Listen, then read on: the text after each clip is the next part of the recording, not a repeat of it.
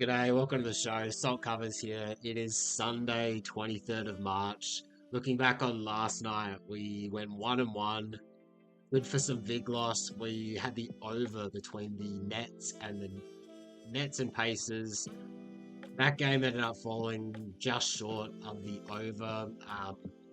Not a great read there. We did get Halliburton back in that game. I believe the total closed at around 222, 223. So had a plus CLV ticket, didn't work out. We also had the Bulls plus 11 at the Lakers. Bulls end up winning outright and sweat free of a bet as you can place. So we'll take that. Make sure you like, comment, subscribe. Go follow me on Twitter at Salt Covers. Get these bets as I place them.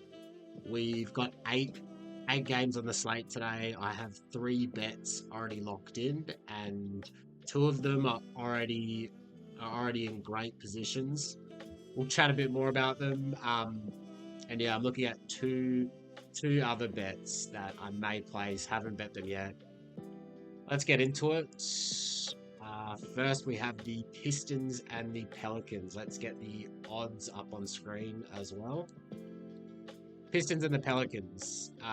Both teams coming off bad losses here, where the Pistons, they lose as out 9-point favorites in Dallas. Pelicans lost by 40 in Minnesota, where we backed Minnesota. We also backed the Pistons, so we lost there. This Pelicans team is a team that I want to fade going forward without Trey Murphy. Like, he's really important for this team. Zion, Alvarado, Missy are all questionable. Tim Hardaway Jr. is out. And yeah, I feel like this is a Pistons spot right now. Let's just have a look at the previous matchup. So, these two teams played in New Orleans less than a week ago. That spread closed at 6.5. And we assume that to be the sharpest number. That game got a bit of Pelicans action late. In that game, Trey Murphy is not injured and Zion is in. So if we assume home court to be about a 2-point swing, then this line should be, if we assume home court to be like a 4-point swing, this should be Pelicans minus 10.5. And that's assuming Trey Murphy and Zion are in. Trey Murphy is out. Zion is questionable. Trey Murphy alone worth about 2 to 3 points for a spread. So just going off of that, should be around Pistons minus 12, Pistons minus 13. Zion gets ruled out, Pistons minus 14. Then we got the projected line at Pistons minus 16.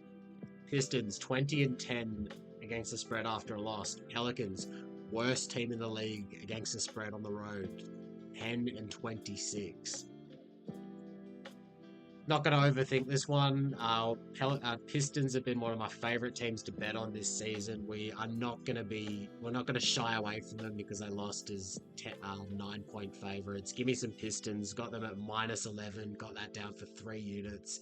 It is still there, still playable. There are a lot of books currently at 11.5, but there should be more than enough 11s to go around. And would you look at that? It is at 11.5 now. So let's refresh that on screen. I'm sure you can still pick up an 11, but now we see it at 11.5. Looking at the total, we've seen the rec books open at 231.5, as did the sharp books, and is at 230. I understand the under movement given all the injury risk on both sides, or Tim Hardaway, Zion. Then again, Pistons top 5 team in pace in 2025. I do not want to take an under on a Pistons game. Pelicans defense is just pretty rough as well, so nothing from me here on the total. We've got a projected total at 221.5. Cavs and Jazz. Cavs fully healthy. Jazz, no Markkanen, no John Collins. Bit of a desperation spot for the Cavs. Yeah, they've lost 4 straight. haven't covered in 4 straight games. Might even be a bit more than 4 straight games I haven't covered. I don't want any part of this side here. I don't want the Jazz. I don't want the Cavs. Like, it's just a big spread. Like, Cavs, they just need to win this game and get right. Jazz, they will still compete in these games and then just find ways to lose at the very end. And this spread would probably be like Cavs -17 if this was played like a month ago when the Cavs are really rolling. Looking at the total, we saw this open at 235.5, 236.5 now. Cavs 14-8 to the over against top 10 pace teams. Jazz 13-5 to the over against top 10 pace teams. This is certainly a spot I am looking at. We saw the sharp books open at 236.5. There has not been any movement off that number as of yet. The only thing that is causing me some hesitation with taking the over is the Cavs. Like, their defense has been pretty bad, like, over this 4-game losing streak. You'd have to think that they tighten things up this game. Then again, we've got 2 pace-up teams, 2 top 5 teams in terms of 3-point volume. Jazz also allow the second most 3-point attempts. So yeah, looking at the over, haven't played it. Over is definitely the strongest play on this game. Let's move on. Sixers and Hawks. Where are we? Sixers and Hawks. First things first, no real opinion on the spread. Hawks in a back-to-back spot, just beat the Warriors. Sixers just lost in San Antonio. The total is where I've got my money. So as you can see, a very nice edge here to the over. We got this projected at 240.5. Now, we were a bit late to the party on all of the opening lines for today. We missed out on that 233.5. That would have been great to smash that over. We picked up an over 235.5, got that down for 4 units. Now sitting at 237. There are some 237.5s, I believe. Some 236.5. So my view is that there's definitely a bit of room for this total to continue to go up as well. I would still play the over 237.5. Not as strong as 4 units, but I'd still play it for like 1 unit, 2 units. This is one that I will look to play back if it gets up to like 239, 240. I will like play 2 units back on the under. So we got Sixers are third best over team. We have 2 top 3 over teams. Hawks a pace up team. Sixers are a pace down team, but in their last 15 games, they are 15th in pace. So now with Maxey and Paul George basically shelved for the season, they're definitely just playing with a bit more pace. The defense is also the second worst since the All-Star break, so that's also a nice sign here towards the over. I would still play it at 237. Sixers have just been going over every game, it feels like. Hornets and Miami. Can I interest you in some Hornets basketball? LaMelo should be playing for this one. As you can see, a very low spread. Now, this is because Tyler Hero and Bam are both questionable.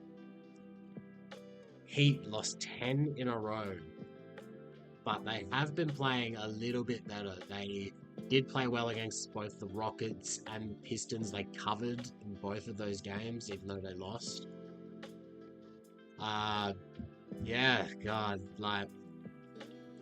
looking very hard at the Heat here. Like, looking very hard to play them. Projected line at Heat -11. How many points do we think Bam and Hero are worth to a spread? Maybe 4 points combined? Maybe 5? That'll be generous. Look, at 5 points, then it's Heat -6. Somebody in the comments, talk me out of Heat -3.5. I saw a Heat -3 pop up as well. I'm ticked off I didn't take that. Heat have owned this matchup historically, going 11-3 straight up in the last 13 games. So at the moment, looking at Cavs Jazz over, also looking at the Miami Heat, I'm happy to take a -4 if I see the market move towards them, because it's like either Bam and Heroes sit out and we get to play into the injured star angle, rest of the team steps up, or Bam and Hero are in and we have a lot of closing line value. This goes out to Heat -6 by tip off. As for the total, no real opinion here on the total. Hero and overplayer, Bam and underplayer. Let's move on to the Boston Celtics in Portland playing the Trailblazers. Portland is just killing it against the spread this season. Just another one of my favorite teams to bet on. Detroit and Portland, two favorite teams to bet on. Now we have the Celtics in town. Celtics coming off a big win against the Jazz. Portland coming off a very nice win against the Jokic-less Nuggets. Spread opened at Portland +9.5. It got out to 10. We picked up a Portland +9.5 for almost plus money. Then Tatum, KP, and Drew Holiday all get marked as questionable. Anthony Simons and Donovan Clingan are also questionable. Denny is in. Denny has been balling lately. Like, he has just been balling out of his mind lately. So yeah, now we see this at Celtics -7.5. Projections at Celtics -5.5. Blazers 18-6 against the spread this season versus the West. We saw Blazers action when these teams played in Boston. That spread went from Blazers +11.5 to Blazers +10. Celtics 7-11 against the spread when they're on the road against a below 500 team. Make that 5-10 against the spread against these opponents where the spread is also 7 or greater. I'm holding a Blazers +9.5. I still like the 7.5 given the injury risk. Duop Reith, he's been playing really well, starting center for the Blazers. Anthony Simons missed the last game with an illness, questionable for this one. Banking on him playing, like, as long as it's not like a serious illness. Looking at the total, we saw the total open at 225 at the rec books. Opened at 222 at the 221 at the sharp books, and now at 220.5. So a bit of movement here towards the under, which I'm not sure I agree with. Like, the Celtics, even if they sit out guys, like, they're bringing in like Sam Hauser. They're going to be playing more Caden Pritchard. Like, they're offensive players. They're guys that don't play much defense. I haven't got anything as of yet on the total. We will see where it moves. Next, oh god, Spurs at Raptors. Spurs at Raptors. Spurs have won 2 straight. I don't think they're very happy about that. They beat the Knicks and the Sixers. RJ Barrett is back. Grady Dick and Emmanuel Quickly are out.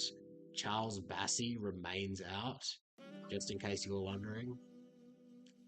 Raptors, like, they've been, third best team against the spread this year, mostly doing their work as home underdogs. Raptors at home, 22-13 against the spread, 4th best mark there.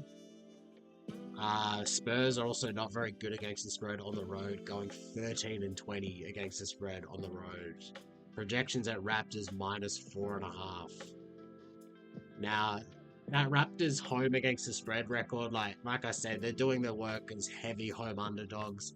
Do I like backing the Raptors at a pick'em or slight home favourites? I reckon you can probably find them as a pick'em somewhere. Neither team wants to win this game. Raptors are currently a win ahead of the Sixers in terms of the capture the flag. So the Raptors, they need to get ahead of the Sixers. They want their best draft pick. Maybe if I see a market move towards the Raptors, maybe. We'll see. Total, we saw it open at 233.5 at the rec books, 234.5 at the sharp books.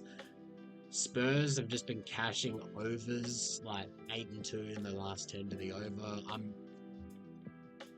I don't know about these Spurs overs, to be honest. Like, no Fox. I suppose, like, the reason is they're the worst defense since the All-Star break. That's the reason, but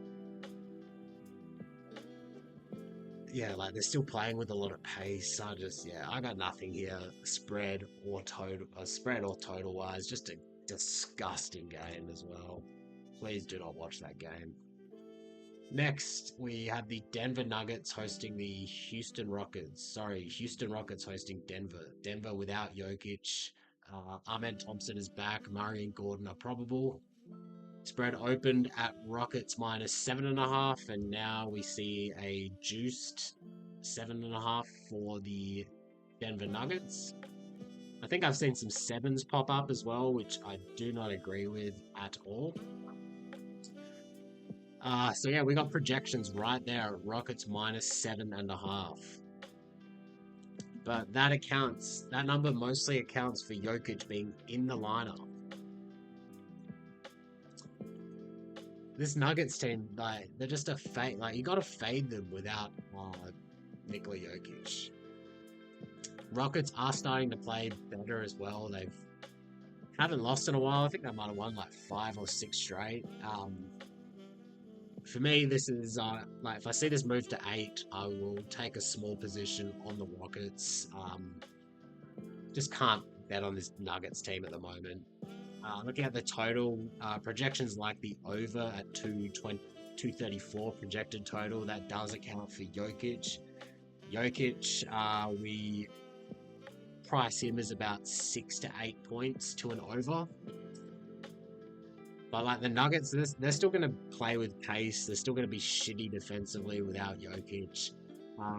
Rockets 13-5 to the over against top 10 pace teams. Another spot that I'm looking at. So I'm looking at Rockets and over in this game, but just waiting on some market movement.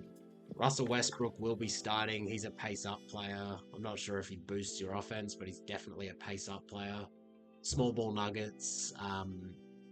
So far, looking at the market, seems, yeah, hasn't really moved at all off that 227.5. Lastly, we have my Clippers hosting the OKC Thunder. This spot is just telling you that the market is very high on the Clippers right now. Spread opened at the rec books at OKC -4. Sharp books opened at 3.5. Circa is at 3 right now. Projections at OKC -5.5. J-Dub is out. Aside from that, mostly healthy between these two teams. OKC, they have owned this matchup historically. They've won 4 straight against the Clippers. They've won and covered 5 straight games without J-Dub. It's going to be a great game to watch, but in terms of betting into this spread, I've got nothing. In fact, for me, it's OKC or nothing. The Clippers, we just don't have a great matchup for Shea. Like, Chris Dunn is just too small, too skinny. Derek Jones is probably too slow, and also, like, Shea's stronger than him. I mean, 2014 Kawhi, like, he's like your prototypical matchup for Shea, but it is 2025. Looking at the total, we saw this open at 228.5 at the sharp book. Yeah, a spot where I'd lean over, but again, this is just a very tricky game to get a cap on. Clippers been playing really well here, and the market seems to agree. Yeah, having this spread at 3.5, this is a very short spread for any Thunder games. Nothing from me here on this game, so let's get into our best bets for today. We've got 3 of them at the moment. So we have the Pistons -11, laying the wood there. Pelicans just a team I want to fade. Zion questionable, Trey Murphy out. Projections at Pistons -16. Pistons coming off a loss. Say less. Sixers and Hawks, we picked up an over 235.5. Got that down for 4 units. 237.5. I would still play the over for something smaller. If this does get up to 240, I will be playing about 2 units back on the under. Lastly, we have the Blazers plus 9.5. Got that down for almost plus money. Minus 102. Now it's 7.5. I'd still play that 7.5 as well. I think that's way too many points for the Blazers to be getting. Like, as long as they have Denny in the lineup, like, he's been playing really well. We will take that. So, also looking at Cavs Jazz over, looking at Rockets and Nuggets over, and also looking at Rockets against the spread. Till next time, let's get them books salty.